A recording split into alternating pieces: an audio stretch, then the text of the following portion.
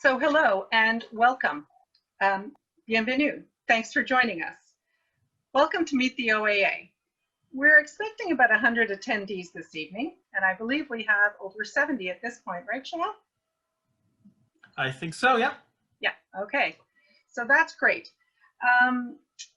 Thanks to all of you for joining us. This is an open event, and everyone is welcome to join. But please be aware that the event is focused on those students who are currently enrolled in the 5 schools of architecture in Ontario. We offer a special welcome to undergraduate and graduate students at the University of Toronto, the University of Waterloo, Ryerson, and Carleton. We're looking forward to having Laurentian grads joining us soon. And, excuse me, we're welcoming the students from Laurentian as well. My apologies. So here we go. This is the inaugural event, the inaugural student outreach event hosted by the OAA's Interns Committee. There may be some glitches. We've got past the first one, so please bear with us. We welcome suggestions for next time. And if by any chance the entire thing just drops out, please rejoin please rejoin the event. The Ontario Association of Architects is a multi-generational inclusive organization respecting the Human Rights Code of Ontario. Today's event is meant to be an introduction to the OAA and to answer a few of your questions, put some faces to the acronym, meet a few members. We're hoping that you'll learn about the association fundamentals, structures, and the opportunities for you as a student associate. Tonight, our presenters include graduates of the University of Toronto, Waterloo, Ryerson, and Carleton Schools of Architecture in Ontario. We're looking forward to grads from Laurentian joining us as presenters soon. We're also fortunate to have graduates from outside Ontario. Speaking of which, Meet the OAA, graduate of McGill University, architect, and OAA Practice Advisory Services Manager and former counselor and past chair of the Interns Committee, would like to greet you. Merci Anna. Bonsoir à tous et un bienvenue tout particulier aux étudiants de l'Université de Toronto, de Ryerson, Waterloo, Laurentian et Carleton. Comme Anna a mentionné, je suis la directrice de l'équipe de services de conseil de la pratique professionnelle à l'Ordre des architectes de l'Ontario. L'événement organisé ce soir par le comité des stagiaires vise à donner un bref aperçu de l'Ordre et des multiples facettes, puis aussi de promouvoir l'engagement des étudiants par rapport à l'Ordre. Donc, ce soir, si jamais vous avez des questions en français et vous préférez les poser dans cette langue, ça va me faire plaisir de vous aider et faciliter la discussion. Merci. Merci, Melissa. As I mentioned earlier, there will be a poll later in the session for optional topics in future panels. We'd really like to hear from you on that. Now I'd like to present the other presenters this evening. Panelists, please wave when I say your name and say hello so that your screen is highlighted. Tonight's presenters in order include Katie Curtin, architect and Ontario Association of Architects president. Melda Mishkinite, intern architect representative on council and the Interns Committee. The Ontario Association of Architects regulates the profession of architecture in Ontario. As such, the association and architects have a duty to the public. More about that a little later in What's the OAA segment from the following 2 panelists. Joël Léon, intern architect serving on support. And tech support, yes. Intern architect serving on the Communications Committee, thankfully, Joel, for 4 years, and programming director for the Toronto Society of Architects. And Vani Kopal-Krishna, student associate and OAA architectural graduate. Hi, Vani. Hello, everyone. The OAA encourages best practices, which you'll learn about from Amir Azadeh, architect and OAA Vice President of Communications. Hey, Amir. Hi, everyone. Hi. Hi, Anna. Hi. There are many benefits of joining the OAA as a student, new grad, or an intern. And to share a few of their thoughts and experiences on that, tonight we have Cheryl Atkinson, architect serving on the Interns Committee and Associate Professor of Architecture at Ryerson. Hey, Cheryl. Hi, Anna. And Saman Delemoni, an intern architect serving on the Interns Committee. Hello, Saman. Hi, everyone. Roundtables are often open for student participation. Claire Hepburn, OAA Deputy Registrar, will tell us about that. Claire? Hi there. Great. Typically, there are 3 parts to the professional designation: education, experience, and examination. To share a slice of her comprehensive, deep understanding about that in the Path to Licensure segment is Christy Mills, the Ontario Association of Architects Registrar, serving on many committees, including the Interns Committee. Christy? Hi, everyone. Thanks, Anna. Thanks. You should know that the OAA also includes the OAAS, and you'll hear much more about that and its opportunities from Christina Facey, licensed technologist OAA and board member at the Ontario Association of Applied Architectural Sciences, which is the technology program of the OAA. Christina? And thank you, Anna. The Intern Committee Chair, Architect, and OAA Counselor, Natasha Cricken, will introduce you to the elements of starting a practice. Natasha? Hi, everybody. Thanks, Anna. Before you get there, though, you'll have to sign up. Michael Stock, intern architect serving on the Interns Committee, will show you how. Michael? Everyone, thanks for coming. Then Natasha Cricken will be back to summarize it all for us. Taking questions tonight. We are taking questions tonight. Please use the Q&A button or the text chat line at the bottom of the screen. Our question monitor tonight is Diane Shunk, account manager for co-op education at the University of Waterloo in her 4th year serving on the Interns Committee. Welcome, everybody. So glad you're here. Thanks, Diane. And I'm Anna Richter, an architect and 3rd year member of the Interns Committee. I'll be your host and moderator. Okay, so now it's my pleasure to introduce the person leading us forward, the OAA's president, who is elected annually by licensed members to lead this association. Katie Curtin. Hi, everyone. It's such a pleasure to be here tonight, and it's so exciting. This is our first ever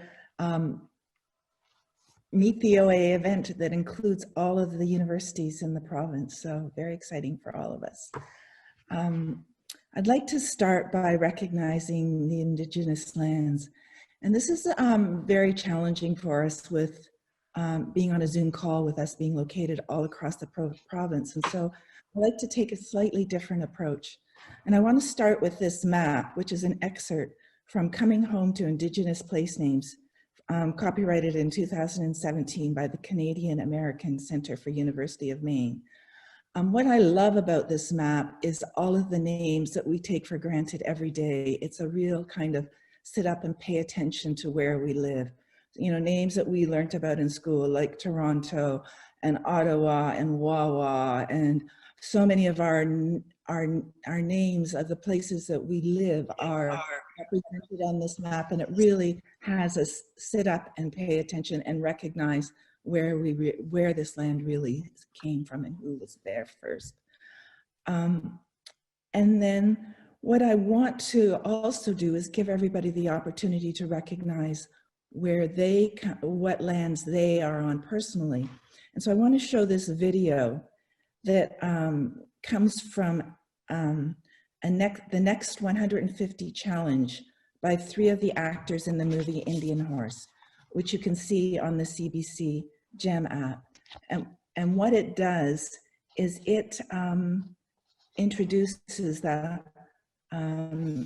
app, and I'd really love you to have a look, listen to this, and follow through with their call to action. What these 3 young people are doing is promoting an app called Whose Land, and there will be a link on it. So what this link does is it links you to a map which overlays all the different Indigenous lands actually across the country, and I think across North America, but particularly in this province. And it wasn't until I actually looked at this land that I realized that the place where I'm actually sitting is on the lands from a group called Putin, which I had never heard of before. And so I went to the library and did some research. And I would encourage you all to do the same. It's really an enlightening kind of challenge to give us all. All right, I think I have fixed the audio issue. Hopefully it now works and we can see this short clip. Hello, I'm Sladen. Work? I'm Anishinaabe and I play Young Saul Indian Horse. My name is Forrest Goodluck and I am Mandan, Hidatsa, Tsimshian, and Navajo, and I play Teenage Saul. And I'm Ajuak. I'm Anishinaabe and Cree, and I play Adult Saul Indian Horse in the movie. We're inviting you to participate in the next 150 challenge. The next 150 challenge is all about looking forward and building a better future. A better 150 years between the Indigenous peoples and everyone in Canada. We want you to get involved in reconciliation action. There will be new and different challenges every week that you can do. And they'll be fun, informative, and help build bridges between our communities. So join us.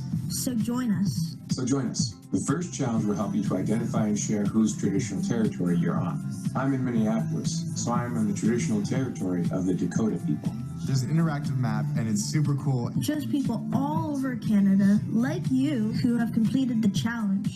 All you have to do is click on this link and sign up for the challenge. Then you can share it with your friends and they can do it too. Let's do this together. Let's do this together. Let's do this together, and thank you so much for watching this. Peace and love. Miigwech. Miigwech. Thank you. Merci.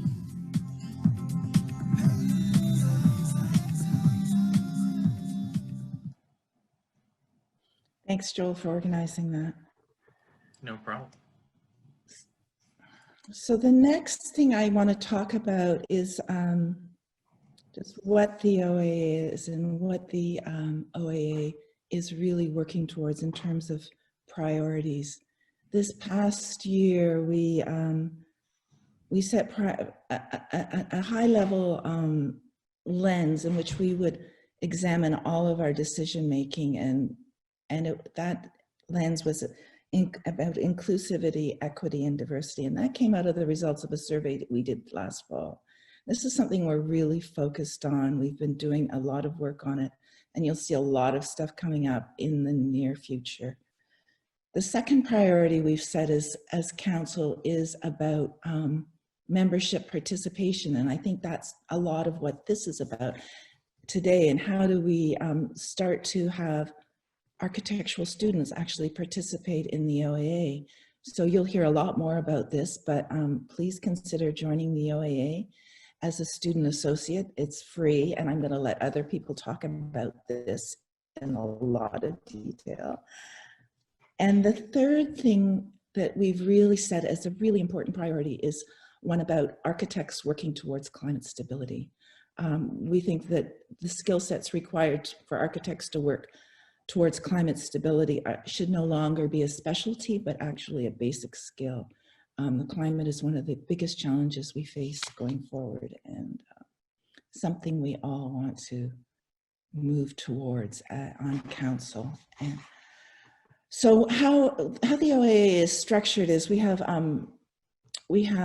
six VPs, six, sorry. So we have a strategic VP, we have a communications VP, we have a practice VP, and a regulatory VP, and an education VP. Oh, and I forgot our other priority, of course, which is all about education. I'm sorry, Agatha, if you're listening, because it's a huge priority, because it's so important for all of us to continue to improve as we move forward. I think the work and the learnings that you are doing at university right now are just the beginning of a long process that doesn't end until you've retired as an architect. And I know many retired architects that are continuing to learn, which is, I think, very important, because our world keeps changing. So under each of these VPs, we have a series of committees, and I only have 3 minutes. I'm sure I've already gone over my 3 minutes, so I'm going to keep it very short. And each of those committees are, there are members of the OAA, not just not just elected members, but members across the board that can apply for membership.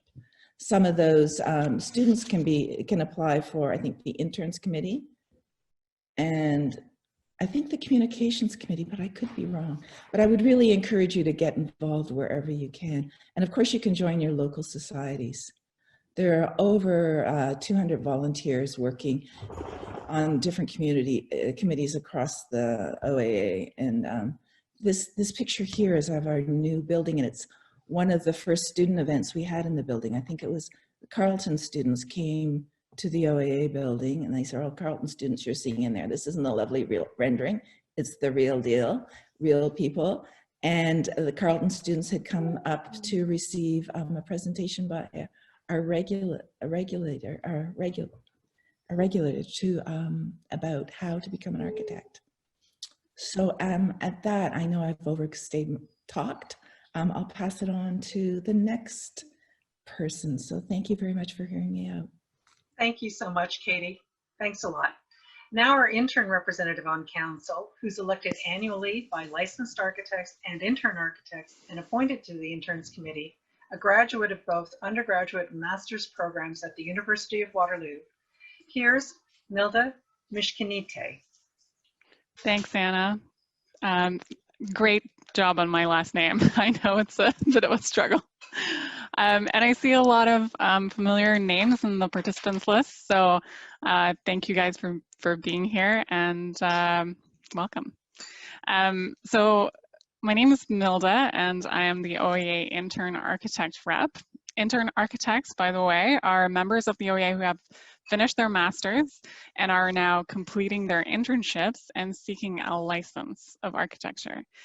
I represent their point of view on the OAA Council, which is the decision-making body of the association. So this is an elected post, as Anna has mentioned, and I guess I'm here as an example of how to get involved, because I recently became involved with it. So you can see the OAA Council here. I am the person stuck on the end there because I'm too tall to get to be in the middle.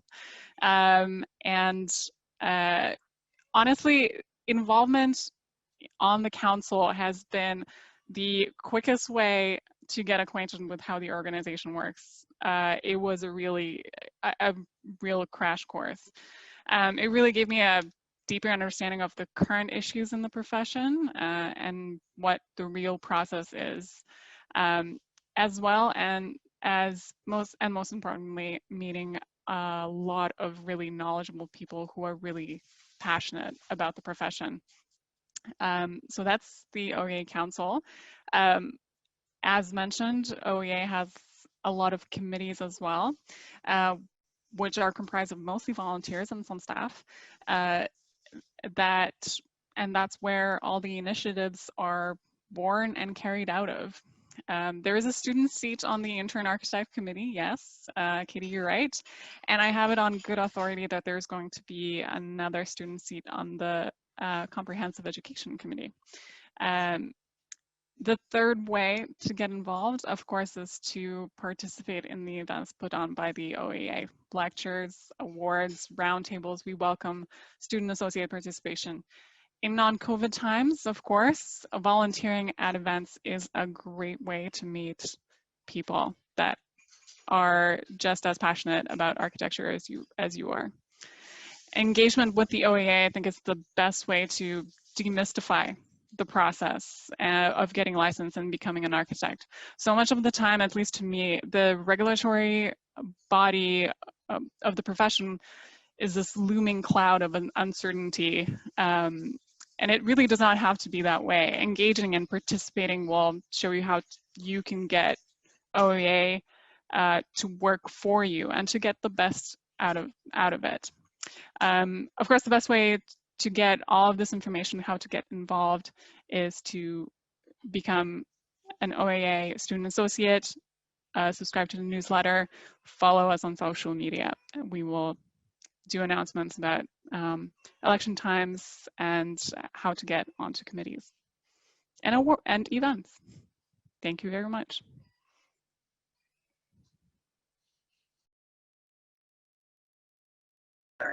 There we go. Thank you so much, Milda. So what's the OAA anyways? Well, to start that conversation, Joelle Leon, graduate of the University of Toronto's Masters in Architecture program, will lay out its fundamental purpose. And then Vani Kopal-Krishna, a graduate of the University of Waterloo's graduate program in architecture, will speak to us about the OAA community. Joelle? Thanks, Anna. So I'm going to be pretty brief, but we thought we would introduce you to the reason for existence for the OAA. You're going to hear a lot about what we do and how we do it, but all of this really centers on one purpose. There is an Architects Act, and that is a piece of legislation passed in Ontario that created us. And the OAA was created to practice, to regulate the practice of architecture for the public good, for the public interest. So this is the province entrusting architects to write the rules for architects to make sure that we are working for the public good. And that is a really great thing and a great privilege to self-regulate, and it's the importance of volunteering. The reason you're seeing a lot of us involved is because we get to have a decision on how our profession is governed, and not everyone gets to make those decisions. And so it's a privilege to do it, and it requires people volunteering to make that happen. The Act also has additional objects, so basically secondary goals. And these are in service of that main reason of the public interest. And a lot of what you're going to see today, and a lot of that's relevant to students that you think about, fall under these things. So we are mandated to also, have standards of knowledge, standards of professional ethics. I know that's a huge issue right now that we're all thinking about. And to establish and maintain schools, exhibition, lectures, and promote public appreciation of architecture. And that one hits very close. I'm in the Communications Committee. We do a lot of work that deals with promotion of public appreciation of architecture, and it's one of the things that the OAA does. So if that's something you're interested in, the OAA is definitely the right place to volunteer and spend some time in order to get the public to know a little bit more about architecture and what it means to them. So I'm going to pass it on to the next person who will speak a little bit more about the composition of the OAA. Thank you, Joelle, and hi everyone. I'm Vani here, and I recently graduated from the University of Waterloo, and I joined the OAA as an architectural graduate. Now, this is a very unique opportunity that the OAA offers to recent graduates every year. So you'll be able to work with different committees, meet new people, build professional network, and overall, get an insight of what is happening at the OAA. And for me, being a part of the Communications Committee, I work on a variety of tasks. And most importantly, I learned communication is the key. Architecture is all about that communication, be it verbal or through design.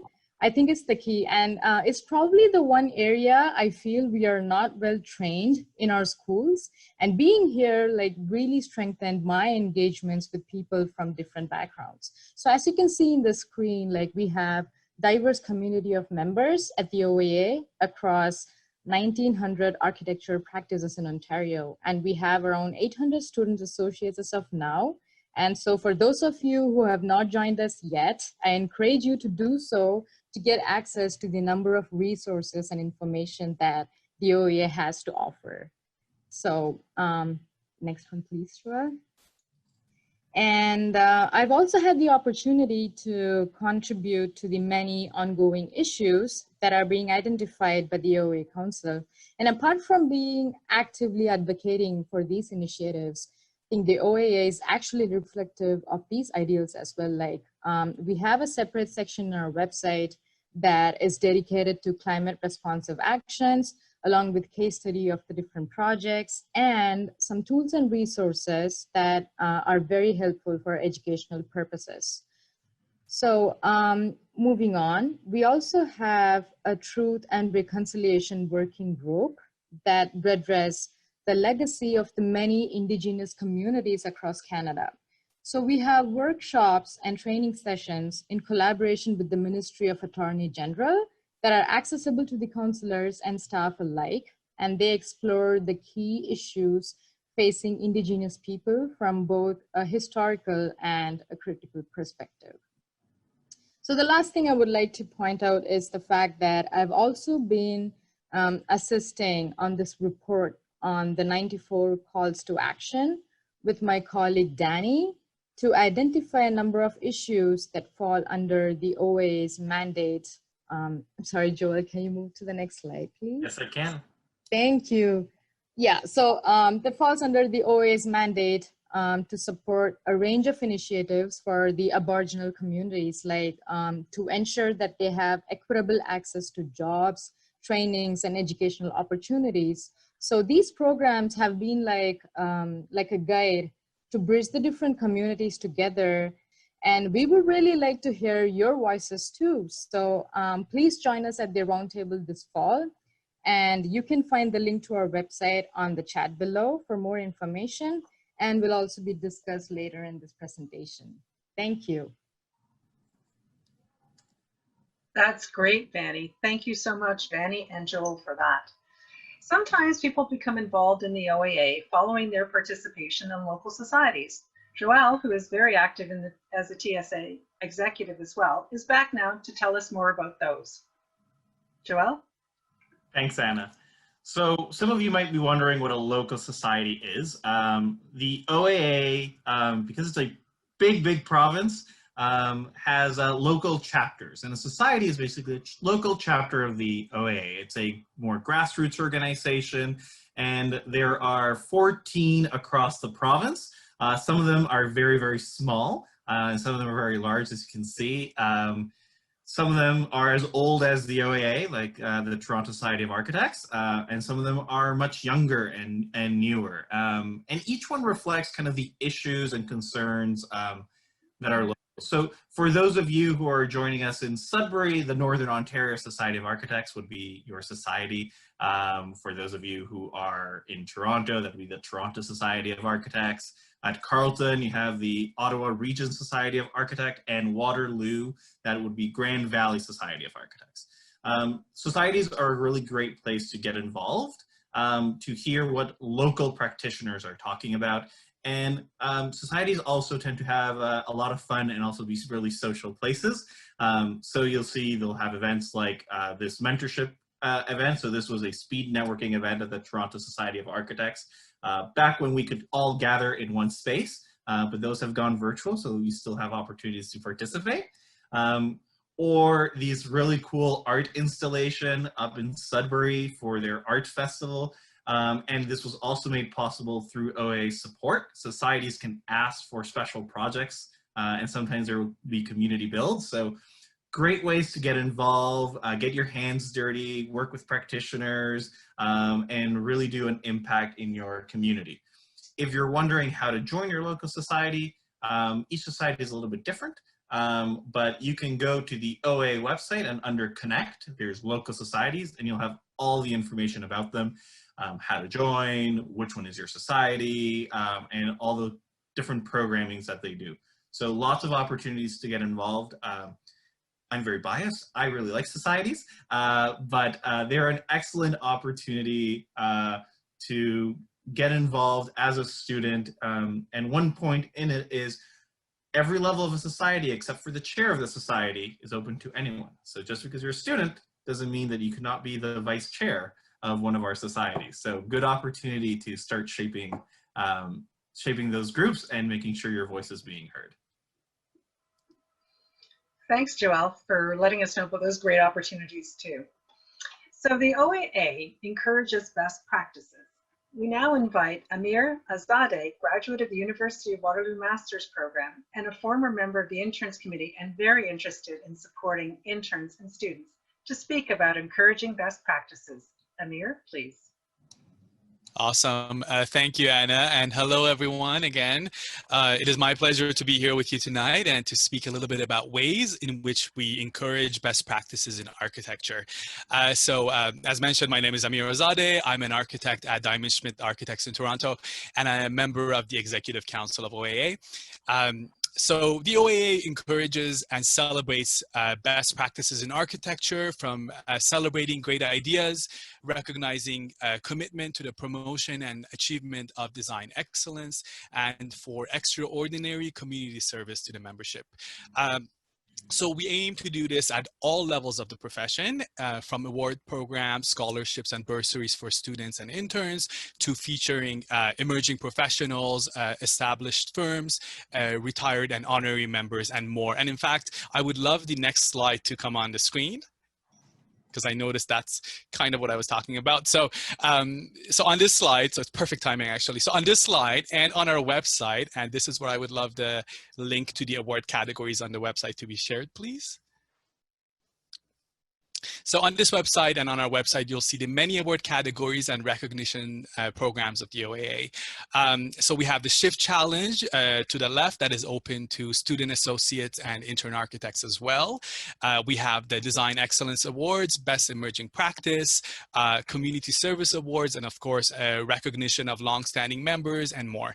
So I encourage you to take a look at our website to learn more about each. There you go, the link is on right now in the chat. And now the next link is going to come up, which I encourage you to look at our website to see the list of 2020 winners and their beautiful projects. We just had our 2020 celebration of excellence, and for the first time ever as a virtual event. So you can find that video on our new YouTube channel and watch me as your host. And we will move on to the next slide. Thank you. So as I mentioned, the OAA recognizes exemplary students, and we do that by providing scholarships to educational facilities. We provide 2 annual scholarships in the amount of $2,000 each to be awarded to 2 individuals in any year of the undergraduate program at U of T, Carleton, Waterloo, Ryerson, and Laurentian. So on the screen, you can see the list of 2019 recipients at each educational institution, and you may even recognize some of the names or be that person yourself. Also of note is that for 2020, the scholarships are intended to recognize exceptional leadership through design excellence combined with innovative, exemplary responses to the climate crisis in an assignment or project. So keep that in mind. And then moving on to the next slide, we'll talk about if you sign up for the Free Student Associate membership, one of the benefits besides receiving our communications is free and complete access to OAA's practice advisory services, which is a very valuable resource for our licensed members. So you'll have full access to that. And we will share the link here now. I have a lot of links, as you can tell. So you can search the, so under the practice advisory services, if you click on that link that was shared in the chat, you can search the knowledge base for practice tips, call our hotline. Yes, you heard that right. Read our contracts and core documents and publications on a slow Friday night. And I'm kidding, but seriously, you can look at these documents to get a preview of what professionals use for construction projects. So if you have a chance, take a look at that. So next slide, we will talk about one of the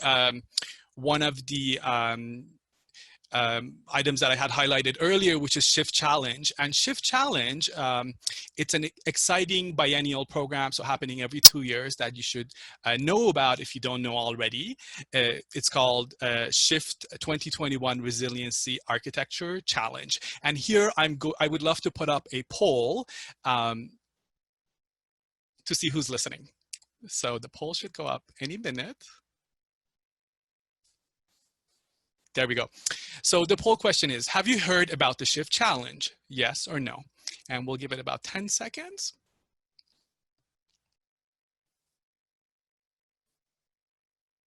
I'm not counting. So 1 grasshopper, 2 grasshopper, 3 grasshopper, 4 grasshopper. I think we're good.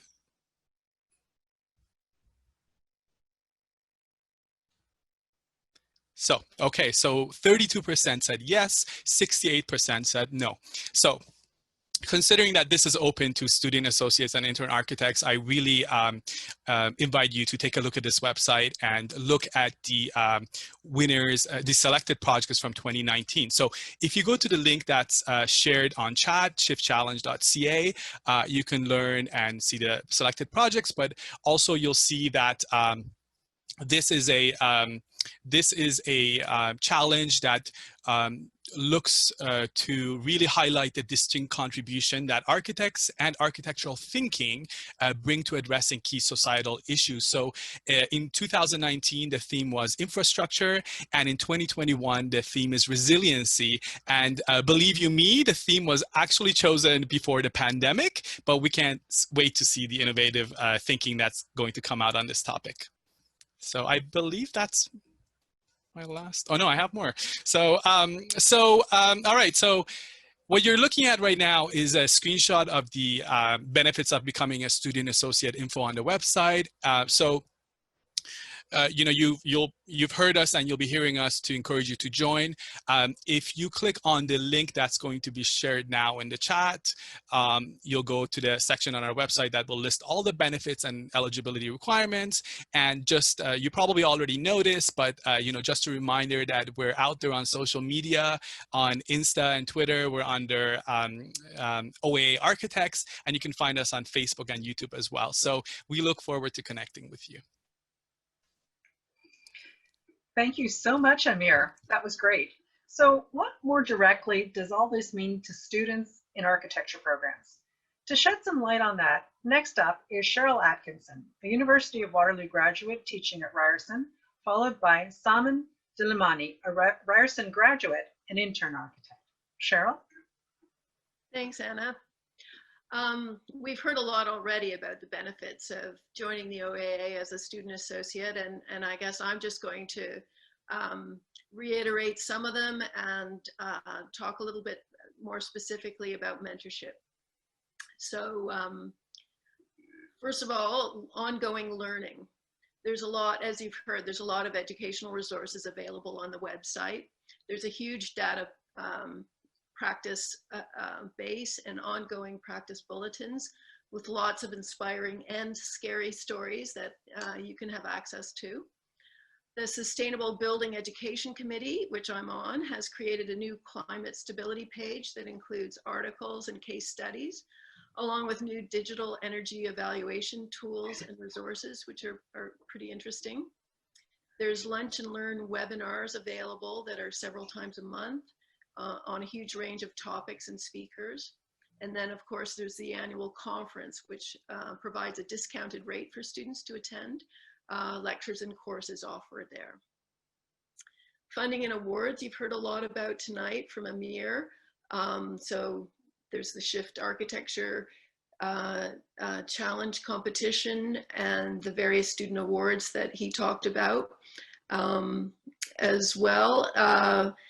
The OAA will sponsor your own initiated events through their public awareness sponsorship program. So all you have to do is put together a proposal for a competition, an exhibition, or a lecture or seminar and ask for funding, and you're likely to get it. Events and networking. One of the critical things that you get out of the OAA is an opportunity to meet other people, to network with peers and potential employers, and also to present and publish your work. The OAA blog is an exciting place where you can either quietly observe what's going on or share your own stories, drawings, projects, and thoughts with the entire community. You can meet fellow associates, interns, employers, and members from all ages and stages of the profession and from across the province. Volunteerism and advocacy. The OAA, as you've heard, really values your active participation in their many committees, and they welcome your fresh priorities and perspectives on issues. So young people are important to us. Job listings. The employment opportunities page is another great resource provided to members to find work. It's a good place to get leads on jobs and find insights into work environments at various offices, both across the city that you're working in or your region. mentorship is also a critical thing. To become an associate member and to start to log your intern hours, which is an incredible benefit. That's relatively new. You can log up to 20% of your total OAA hours as an intern, a student intern now. In order to do that, you will sign up with a mentor who's a licensed architect who will log your experience for certification. I've been a mentor for at least 50 architects over the couple of decades since I registered, which has been a really valuable experience for me as well as for these architects, I hope. As a co-op student, I remember really enjoying the chance to hear the incredible stories from projects that were on site, as well as to hear from architects who'd been making pitches and going to interviews in the office. But equally valuable to that, that relationship to people in your office is having your own mentor, a neutral sounding board outside of the office to talk through your work experience and help to guide your career. So it's not just about passing on the lore, but providing personal support and advice when it's needed, which is often. So mentors can provide guidance on career choices, business decisions, interpersonal skills, and how to advocate for yourself in an office setting. So in summary, these are all valuable ways for you to jumpstart your career, to learn and to have a voice in building the profession that you want to be part of, whether it's promoting design excellence, educational initiatives, or advocating for the things you feel are most critical to architecture here and now. So that's the end of my session, and I'm passing it on to Simon. Thank you. Thank you, Cheryl. As mentioned earlier, students can join the OAA for free, and you can start that in the first year of your studies. This is an opportunity to meet a diverse community of professionals and learn more about the practice of architecture. I would like to also speak more about my experience as an intern architect and a member of the Interns Committee at the OAA. I really learned about the committee and its role in advocating for students and interns when I won the raffle to attend the OAA conference in Quebec City. This is an annual raffle that 2 interns are selected by random, and the OAA covers the cost to attend the event. At the conference, I did some sightseeing, met other interns and architects, attended some industry events, and took some of my admission courses. Also, I attended the annual general meeting, the AGM. That will be the next slide. Yeah, which is also another benefit of joining the OAA as a student associate, is that you can attend the AGM as a non-voting member.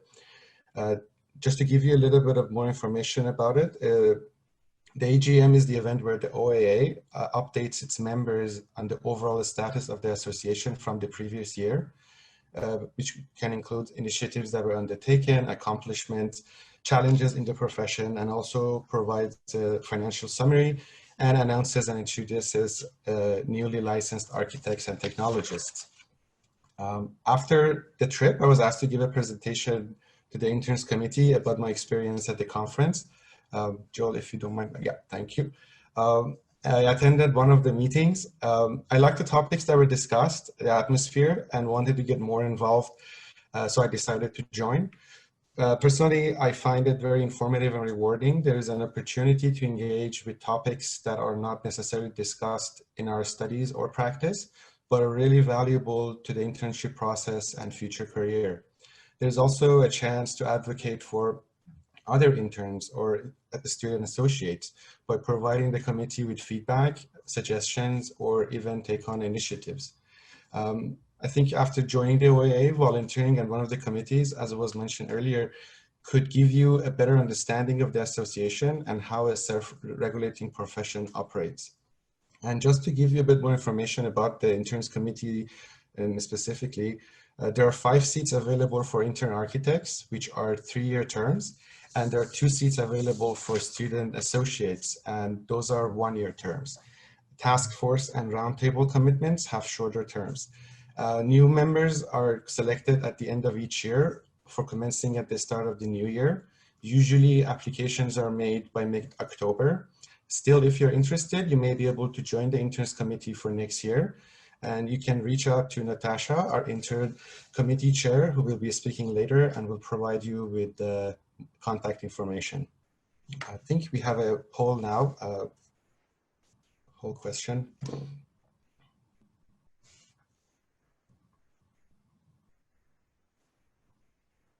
Yeah, just wanted to know if, are you interested in joining the OAA Interns Committee? Thank you, everyone. Pass it to Anna. Thanks, Simon and Cheryl, for sharing your experience and your perspectives and your work on the Interns Committee. As you've heard, many presenters have been involved working in the Interns Committee for years, although you may not be aware of their activities. Our committee advocated for IAP hours to be recorded as graduate students instead of waiting until after graduation from the professional program. And it continues to work on reconsidering the title intern architect that may be heard differently by current students than the pre-professional meaning that was understood previously. Do we have the results on that poll yet? Yes, we do. Did I miss them? I'm sorry. Here we go. Oh, okay, that's great. Okay, so we've got 67% interested in joining the Interns Committee and 33%, well, not yet. Okay, fair enough, that's great. So as Saman mentioned, there will be a link shared with how you can do that. You can reach out to Natasha and she will address how you can best reach her. So you as a student associate have a chance to influence that work and the future of the OAA. To offer a suggestion of how you can do that, here's Claire Hepburn, the OAA's Deputy Registrar. Thanks, Anna. Thank you so much for giving me an opportunity to pitch this event, this roundtable. I'm really hoping that some of you who are listening tonight will be interested in sending me an email, and I will put my email down in the link once I figure out how to do that, after I tell you a little bit about the upcoming roundtable on equity, diversity, and inclusion.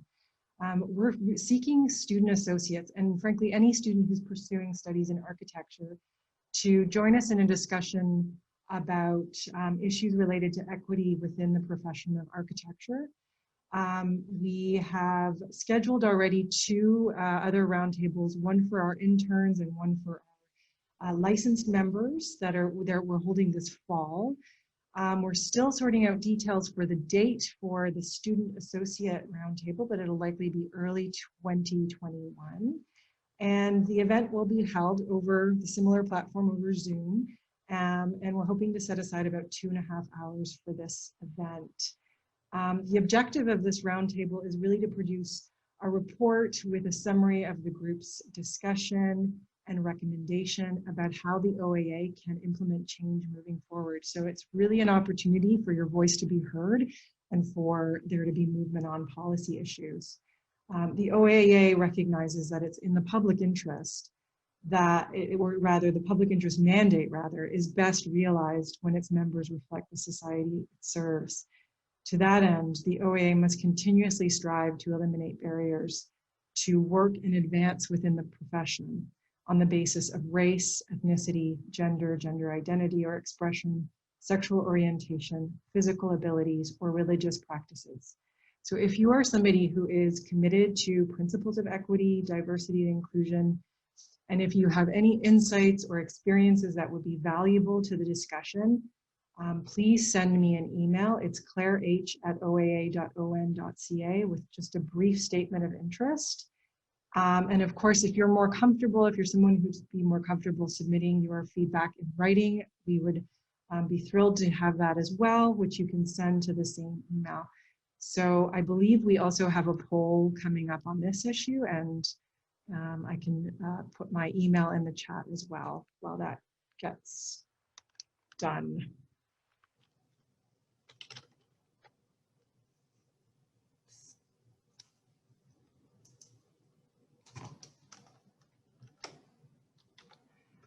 So I'll give it a couple of more seconds.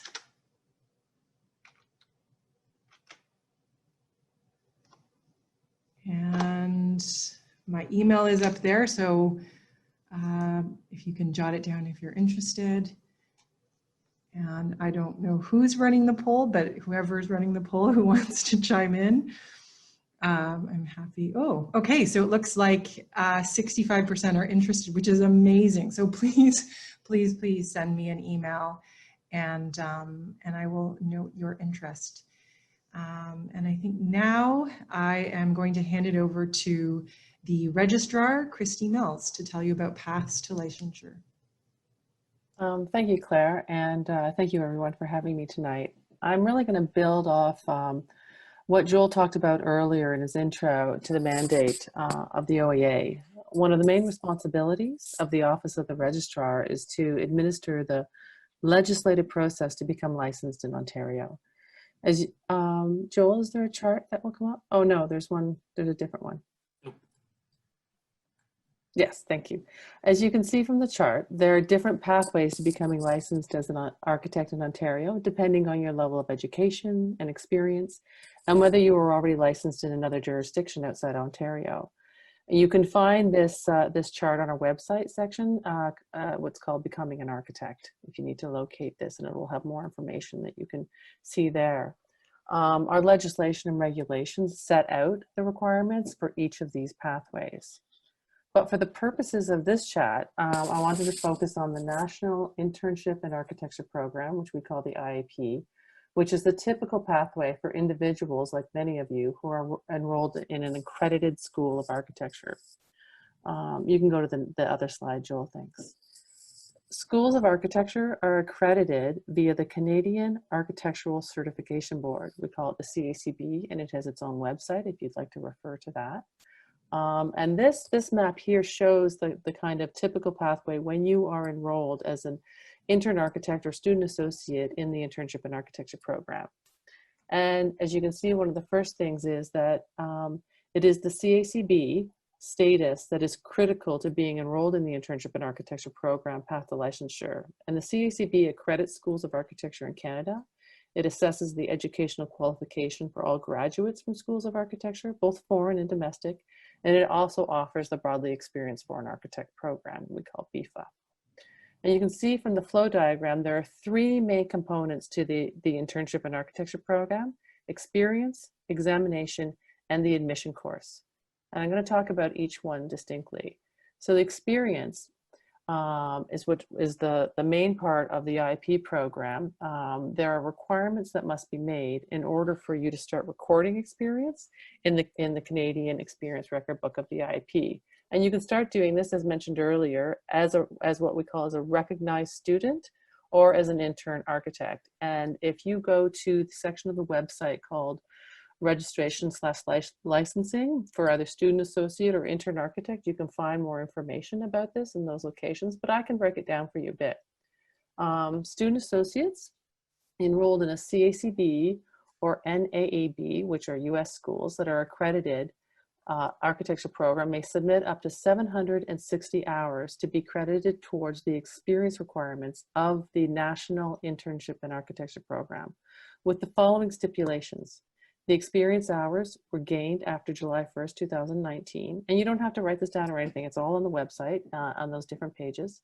There needs to be a minimum of 60 credit hours in courses that contribute to what the CACB calls the Student Performance Criteria for accreditation has been completed. It's a bit of a mouthful, but there's better explanations on the website. It's basically the threshold that you need to meet so that you can start recording and be eligible to record experiences. You have to sign what's called a declaration form to confirm that you've met that 60 credit hour threshold, and you do this in association with your academic institution. You must hold student associate status with the OAA to be able to log hours. And much like an intern in the IAP, experience hours are obtained in an architectural practice or an acceptable, eligible employment context under the personal supervision and direction of an architect. And your supervising architect signs off on your experience, as well as your mentor. And I think Cheryl talked a bit more about mentorship.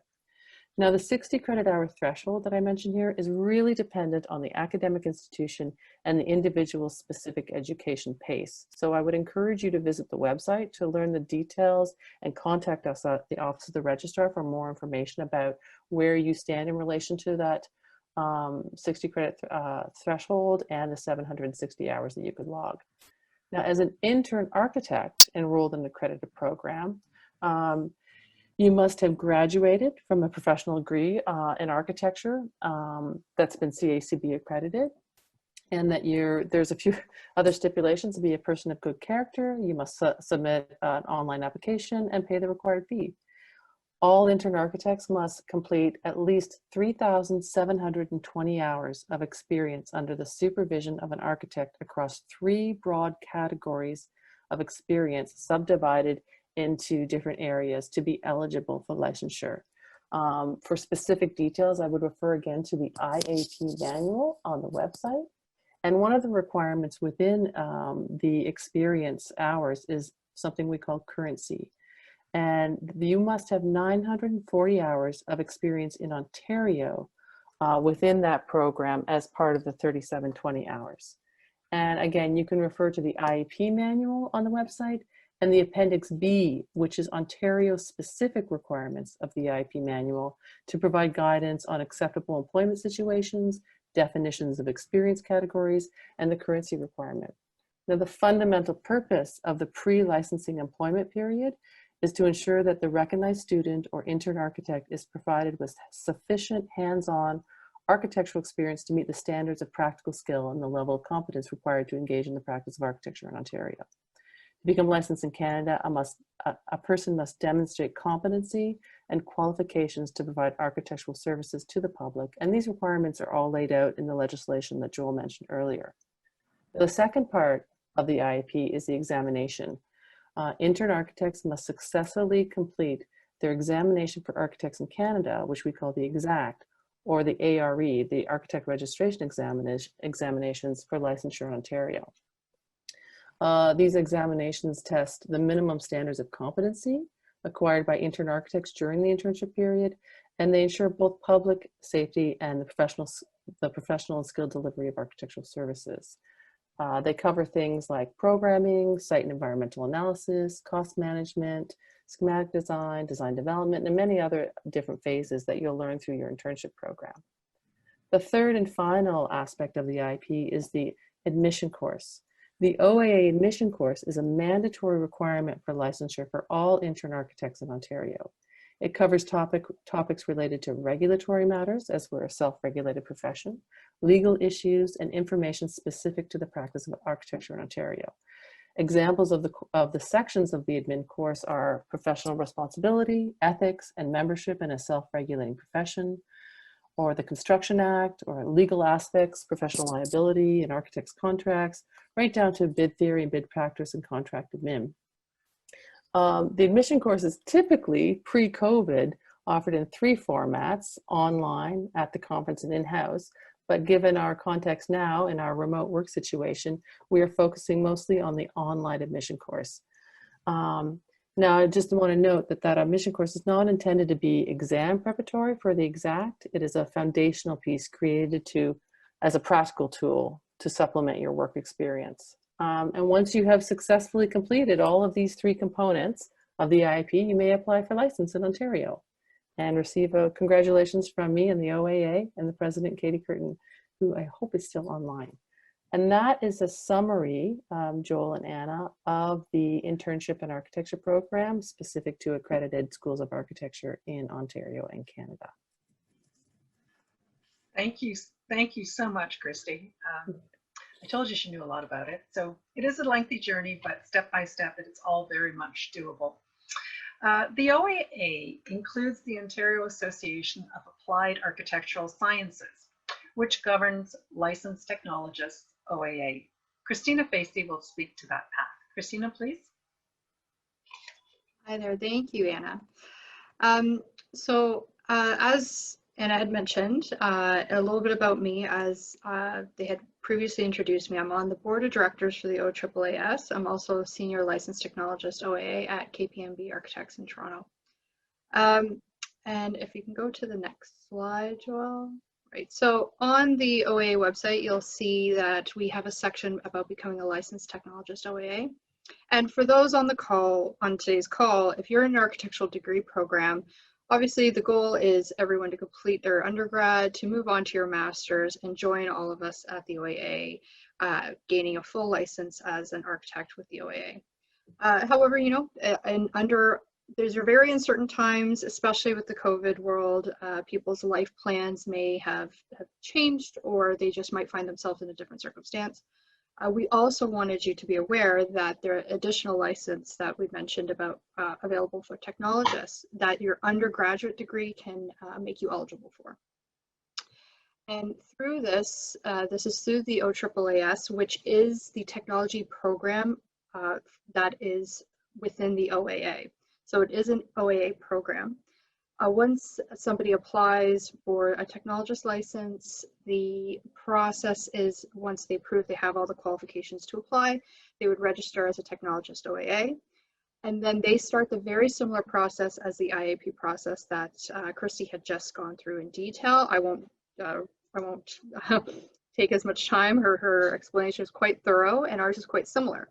So the benefit of our process being very similar to the architects is because we are granted a OAA license that is a limited license for a certain scope.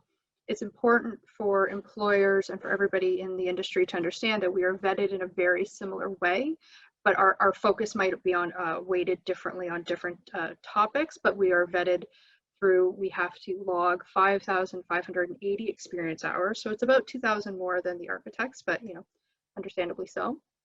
And all of those hours have to be under the supervision of a licensed architect or a licensed technologist. So, and we log hours under the programming, site analysis, schematic design, code, consultant coordination, construction documents, site visits, and cost estimate, very similar to the architects as well. And we also have the currency of the 940 Ontario hours that we have to maintain. So, and then once we've logged our hours, or in the process of logging our hours, we also attend the same OAA admissions course, which is to build the foundation of understanding the different, the regulatory requirements about our license. So in terms of understanding something like our own policy act, the Construction Lien Act, all of those types of topics that are very important for everyone to understand in our industry as a whole. So once you've attended the course, the admissions course, you've logged all your hours, you've proved that your education background is sufficient, then you can apply to become a licensed technologist OAA, which makes you an OAA member, similar to everybody that's on the call today.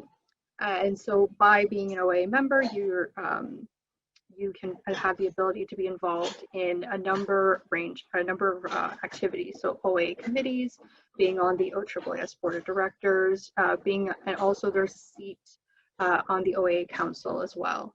And there's a range of committees that are available for licensed technologists to be a part of as well. So our license scope is limited, not the full license that an architect would have, and what are the difference in our license would be compared to, say, somebody doing a BCIN, which is a building code identification number that anyone who passes the building code exams with the municipalities. Is our structures can be about 4 stories tall. We're currently, it's 3-story limit for anyone else. Our sample would be restaurants. Currently, anyone with a BCIN could do 30-seat restaurants. We can do 100. Also, our residential units. Currently, anyone with a BCIN can only do on-grade units, and we could go up to 4 stories and stacked, where BCIN would not be able to. So that is our scope. That is what's available. So we just wanted to keep everyone in the loop. Thank you very much. Thank you so much, Christina. No problem. So once you become licensed, you may choose to continue working with a firm or establish a new practice. Now it's my pleasure to introduce a University of Waterloo graduate and the chair of the Interns Committee hosting this event, reaching out to students, Natasha Cricken, to outline how to start a practice. Natasha? Thank you, Anna. Hi, everyone. I'm delighted to be here and that you can all join us tonight. Next slide, please, Joelle. Okay, so starting a practice. The OAA has practice advisors on staff that are available for members to answer any of your questions or clarifications regarding practice tips, or how to protect ourselves as architects and how to get paid for our work. You can reach the advisors by phone or email, and your calls are completely confidential. They cannot be shared with other departments of the OAA. Next slide, please. So after you've received your architectural license or in order to practice on your own, as opposed to working for a firm or for a sole practitioner, you must apply for and receive a certificate of practice. You apply for your seal or your stamp at the same time, and you need to apply for insurance. These things are important in order to protect the public interest and ensure that anyone practicing architecture is qualified and insured. Next slide, please. So since the construction industry can change a lot and rather quickly, from major code changes to the Construction Lien Act, which recently occurred and Christina mentioned, and changes in advances in technology, it's a requirement for every architect in Ontario, if they have their own firm or not, if you're a licensed architect in Ontario, you must continue learning for as long as you are licensed. And to make sure this happens, each architect is required to finish 70 continuing education hours every 2 years. And there are costly consequences if the requirement is not met. These hours can range from sitting on committees, reading books, reading magazines, about architecture, attending council or society meetings, mentoring, to taking in-person courses, attending webinars, writing articles, teaching are all examples of some continuing education activities. Next slide, please. And because architects are required by the building code for many different types of projects, architects have a protected scope of work. We're required for buildings such as assembly buildings and tall buildings. And because we require insurance to practice, it's important that we're able to get practice insurance. And if you've ever tried to get car insurance as a new driver, you know that it can be incredibly expensive. When you think of how much bigger the liability of damage for an architect is, if practice insurance worked the same way, no one would be able to afford to be an architect.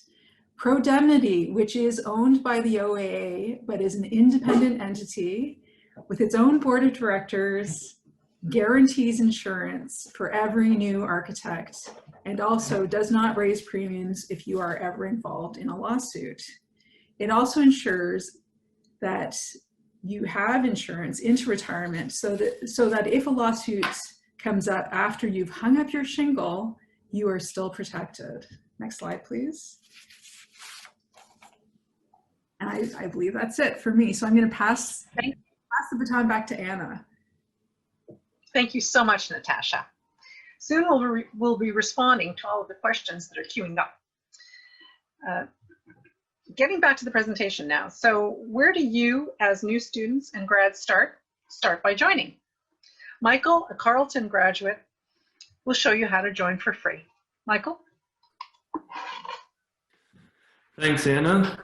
As Anna mentioned, I'm a graduate of Carleton University and a recently licensed architect, and I completed the internship in architecture program this year, actually. So it'll be a journey that many of you will hopefully follow who are on this call. I've been asked as well to give a bit of a personal anecdote, I guess, about why I joined the OAA, because it may be a bit different than most and may be relatable to some of you who are on the call today. I completed my undergrad in law, so very different than architecture, and decided to switch gears before applying for the Master of Architecture program at Carleton University.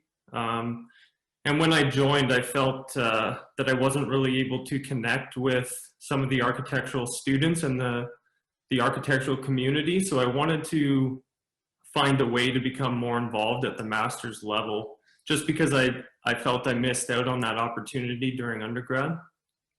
So I was introduced to the OAA and immediately signed up to become a student associate. It definitely helped that it was free and it offered numerous benefits that I didn't already have. So I actually also ended up joining the Interns Committee, and I was one of the first student associates on the committee. And this really kind of made me feel as if I had a voice in the profession and could understand the path to licensure and the next steps in becoming an intern architect, and finally allowed me to connect with others within the community. So if some of you have a similar story to mine or did your undergrad in architecture as well, I strongly urge you to sign up as a student associate, because it only opens doors and really is a value add to your educational experience. So in terms of registering as a student associate, it is super easy, but to be eligible to apply for a student associate, you must be actively enrolled in an accredited school in Canada or the US, or enrolled as a student in the RAIC syllabus program. So if, Joelle, did you want to share the webpage? I should be, am I not? Is that so on the student associate page, you'll find a online application form tab, and that will direct you to the very easy to use online application process. If you do run into any issues or have any comments or questions, definitely reach out. There's plenty of contact information on that student associate page as well. So when you do click the Start My Application, there's 3 options.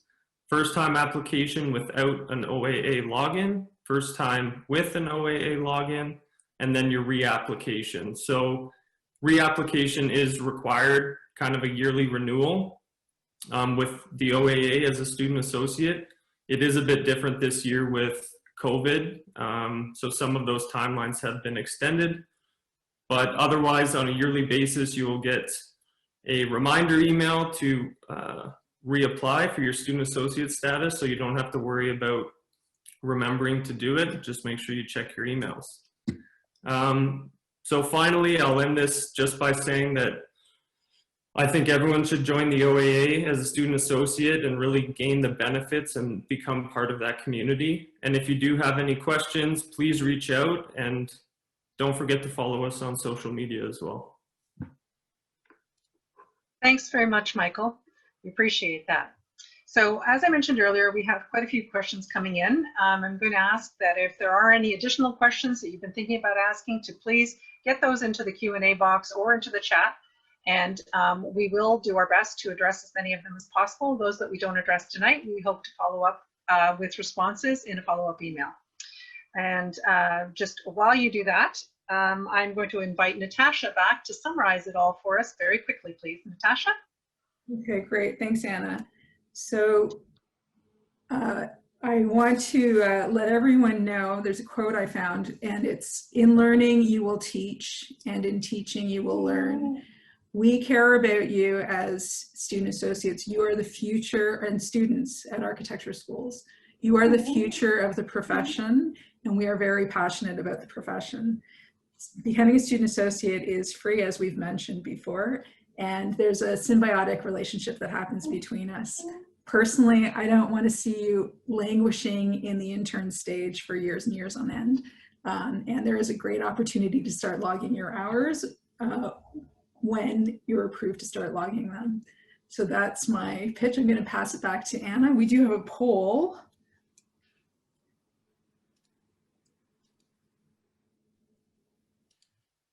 Maybe Anna, you want to do this poll for us? There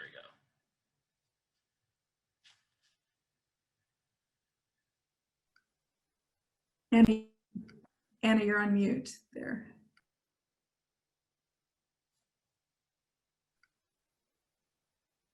Apologies for being muted while I should not have been muted. Okay, so we have the poll. Gonna give it a couple more seconds. I'm seeing about half of you have answered, so if you haven't answered, put in your answers. Could you please read the poll, Joelle, because I can't see it. Thank you. Okay, so the question is, what was or would be your top motivation for joining the OAA as a student associate for free? Did we mention it was free? It's free. So if you haven't thought about joining, it's just a click away. You can do it. We put the link so you can do it right now while we're waiting for you to join. Okay? All right. I think most of you have answered, and we'll share that poll.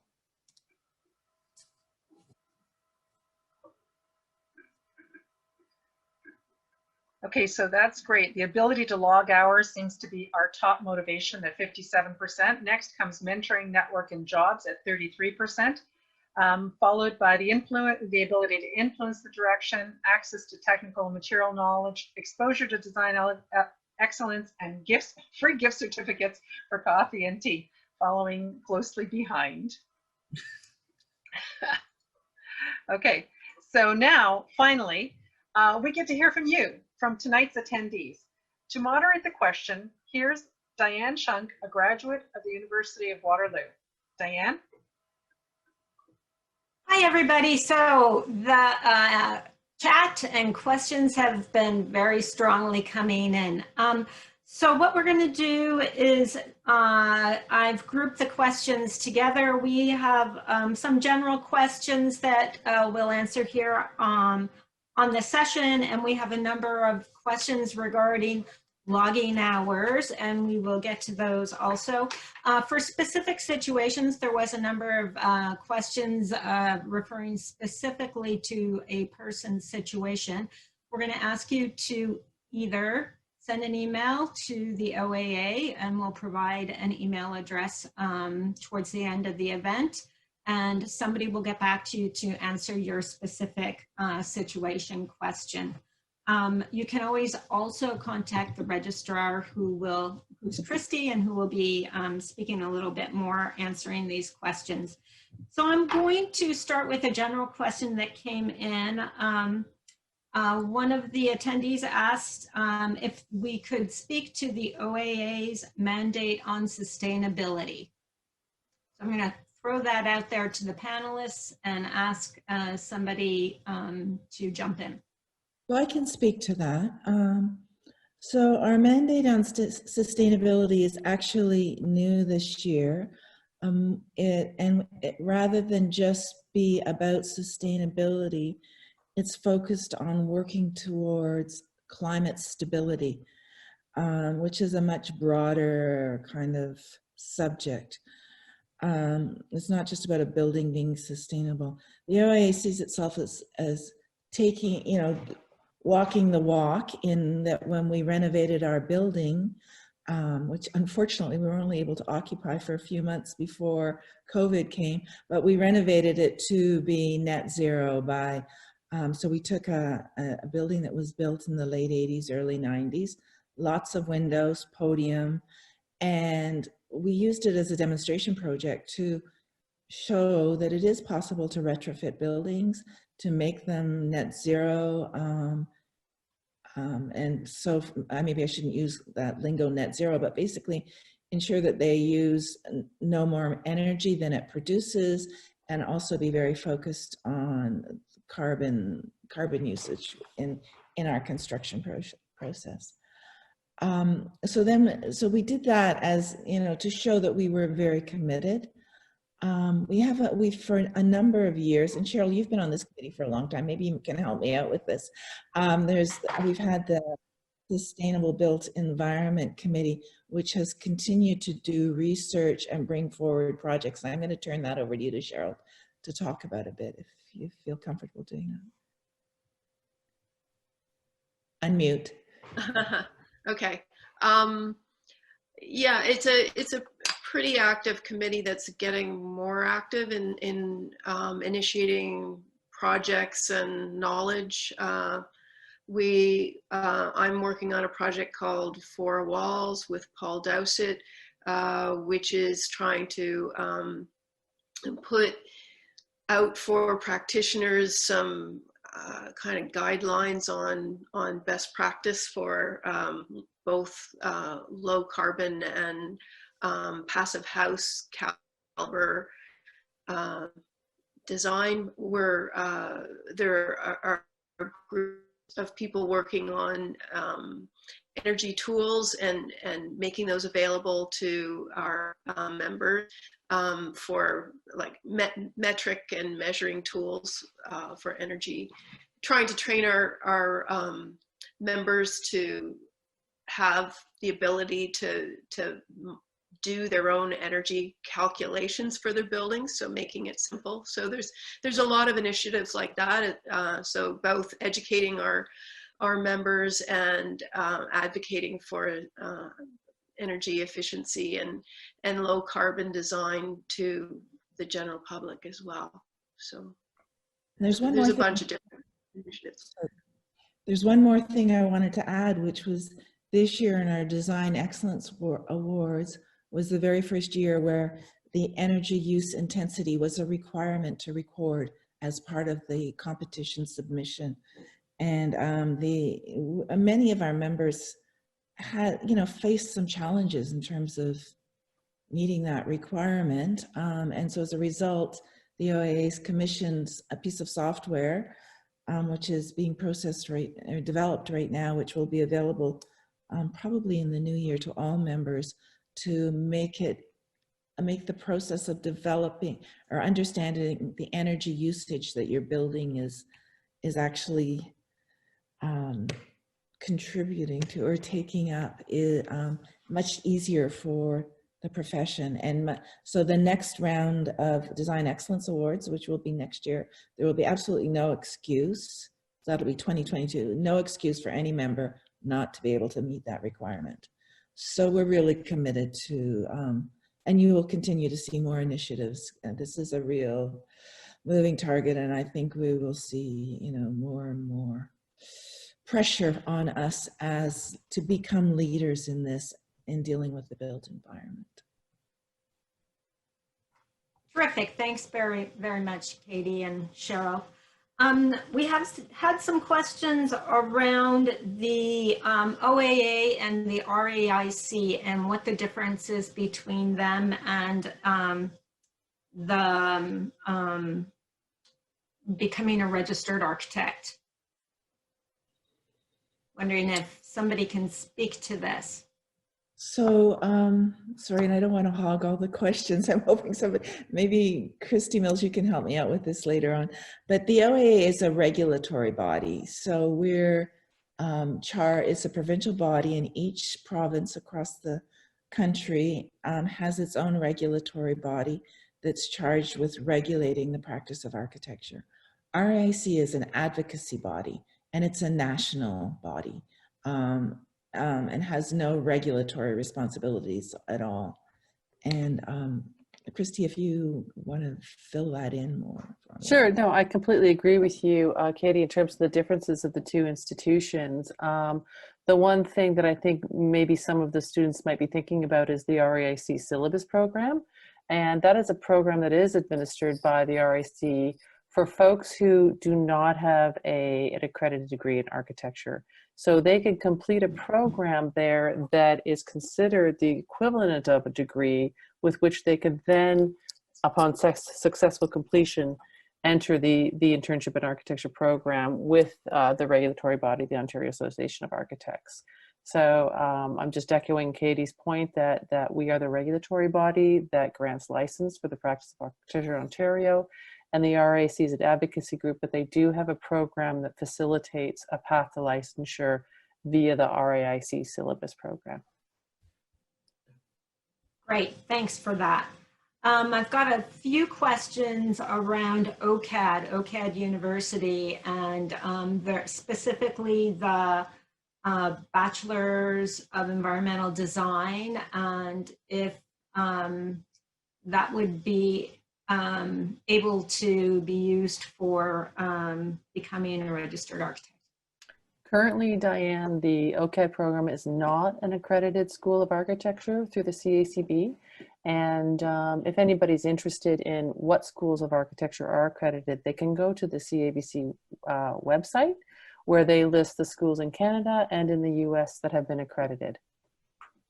Thanks, Christy. And another one specifically about Laurentian University, and if there's anything additional that the students should be doing who are at Laurentian to be able to be a student associate and to be able to log hours? I can answer that if nobody else wants to. No, at the OAA, we consider Laurentian to be eligible both for student associateship and the internship and architecture program, and the OAA Council has made it very clear that Laurentian's status provides that the students there the opportunity to be enrolled in those programs. Great. Thanks. There's general questions or a number of questions about how to find a mentor. I'm wondering if somebody can speak about how to find a mentor. Great, go Milda. I can perhaps ask that, answer that. So if you know anybody who does not work for the same firm that you work, that you think would be interested in mentoring you, that is a licensed architect, you just ask. There is a very short form that they have to fill out, literally just a couple of lines. It's just a signature, and then they become your mentor. If you do not know anybody with a license that you think would be up for mentoring, the OAA also keeps a list of possible mentors, and for that you would have to email Lashmi. And if somebody can put Lashmi's email down below for mentorship list. And can I just add to that, you know, choosing a mentor is, you know, a huge opportunity and could be the beginning of a lifetime relationship with somebody where you, you know, you go to each other, you know, and you can, as a student, you might have access to different types of knowledge than your mentor has. And I think it ends up being a reciprocal sharing of the architectural profession in terms of helping each other out as your career develops. And you know, maybe the balance tips somewhere along the line. But I would encourage you, once you become a registered architect, not to dump your mentor, but really it's an opportunity to continue to develop that lifelong relationship. And they can really help you. I actually recently had an experience where my mentor really talked me through a situation at work that that happened and how to navigate your work relationships. Awesome. I will also make a little pitch there that your local society is also a great place to meet architects, and those relationships can become mentorship relationships. It is, you know, personally, my mentor ended up being a member of the TSA executive because we had a lot in common already and we were going to dinner really often. So a good place to start a mentorship relationship. A lot of students also go to practicing faculty members or adjunct faculty members that they form a bond with, so that's how a lot of them happen too. And just one follow-up question specifically around mentors, asking, as a student, I do not need to be an intern in order to get a mentor to sign off on my hours. Is this correct? Christy, I'm going to send that one to you. That's no problem. In terms of being a recognized student who is enrolled to be able to avail themselves of the 760 hours in the IP program, you would have to have the same requirements as a student associate as you would as an intern architect. So you would need a supervising architect and you would need your own mentor to sign off on those hours, because they all form part of the requirements to become licensed in Ontario. So yes, as a student, you need your mentor to sign off the hours just as you would as a supervising architect.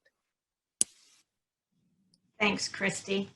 There's a number of questions regarding moving between provinces. So starting logging hours in Ontario and moving to another province, is it possible to transfer, as well as being in another province and working, and can they log hours while they're in the other province?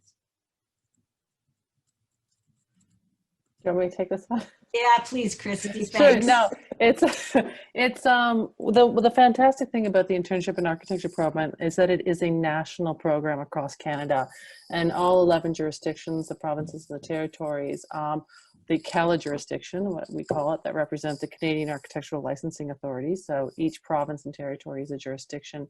They have developed the IIP program and the requirements therein. So transferring between provinces is really straightforward. You basically, whatever you accomplish in one province as an intern architect or student associate, you will not lose those hours. They will be carried with you if you transfer to another jurisdiction. The caveat is that when you transfer to another jurisdiction, I would highly recommend reaching out to wherever you're moving to, because each province or territory has their own idiosyncrasies and rules, and those are usually laid out in Appendix B for each jurisdiction. So if you're thinking about transferring, just really make sure you reach out to wherever you're going to make sure you know all the rules there. But other than that, it's a pretty straightforward process to transfer, because it's basically an equivalent program across the country. And I can, sorry, I can add, just because I am an expat, I did my studies in Montreal, but then became licensed in Ontario. So again, the program at that university, I confirmed with CACB before moving to Toronto. McGill was recognized, and then I was able to get all of that transferred. So it is possible. Terrific, thanks. And an extension of that is, are you able to log hours if you're working overseas? I think, Diane, there's a lot of mobility, and there always has been in our profession. And I think that as long as you are you meet all the requirements of the IEP and the details of your own enrollment in terms of your practice or your eligible employment that you're working for, your supervising architect and your mentor, and you're gaining experience under the supervision of those folks in the practice, and they can attest to the competency that you're gaining, then you're good to go, right? You're fulfilling the requirements, whether you're in Ontario, whether you're in another province, as long as they meet what you've set out in your own details of your program. And, you know, as a side note, I would always contact us at the Office of the Registrar at Lashmi Oliveri to make sure that everything is, all your ducks are in a row. You always want to double check just in case. Terrific, thanks. And Christy, I'm going to keep you on the hot seat here. One more thing regarding doing a bachelor's in Ontario or in Canada, and then a master's overseas somewhere, and then returning to Canada to be able to continue and become a registered architect here. And the question is? Question is that possible? Yeah, absolutely. We have so many international graduates who do their degrees elsewhere. What it requires is that you just contact us, and we have to, the CACB looks at that degree that you've gained elsewhere and make sure that it's equivalent to what's required for the program. Great, thanks. So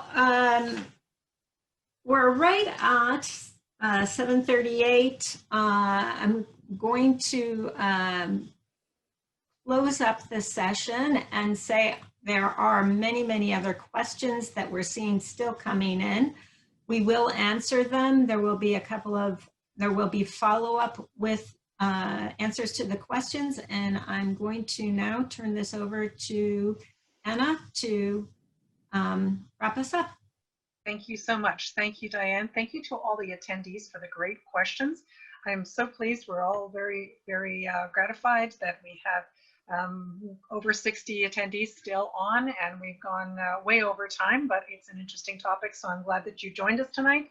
And remember, it is free to sign up, so please do sign up. I would like to thank all of the presenters for taking the time and making the effort to reach out to students tonight.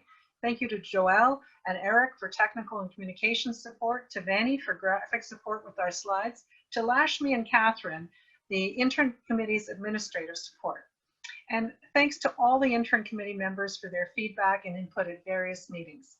Watch for that exit email that's coming out with a survey, and sign up for that gift certificate for free coffee. That'll be out in about 24 hours or so, maybe even sooner. And there will be a follow-up email to come out probably in a couple of weeks we will be able to respond to some of the more detailed questions through that email. So please do sign up for free as a student associate. Thank you all so very much, and good night.